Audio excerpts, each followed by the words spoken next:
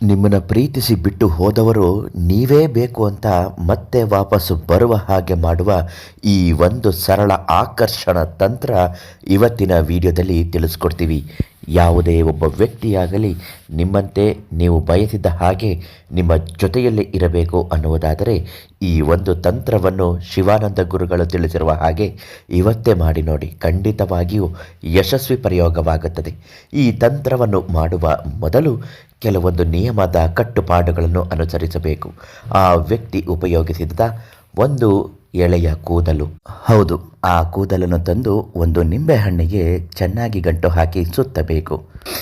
ರಾತ್ರಿ ಮನೆಯಲ್ಲಿ ಯಾರೂ ಇಲ್ಲದ ಸಮಯದಲ್ಲಿ ಇದನ್ನು ಮನೆಗೆ ತಂದು ಒಂದು ಲೋಟ ನೀರಿನೊಳಗೆ ಇಡೀ ದಿನ ರಾತ್ರಿ ಇಡಬೇಕಾಗುತ್ತೆ.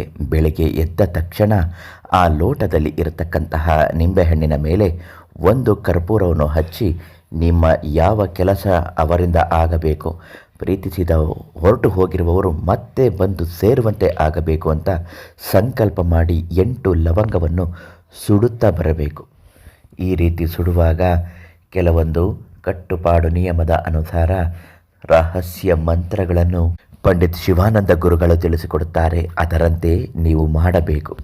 ಆಗ ನೋಡಿ ನೀವು ಅಂದುಕೊಂಡ ಸಕಲ ಕೆಲಸ ಕಾರ್ಯಗಳು ಯಶಸ್ವಿಯಾಗಿ ಆಗುತ್ತದೆ.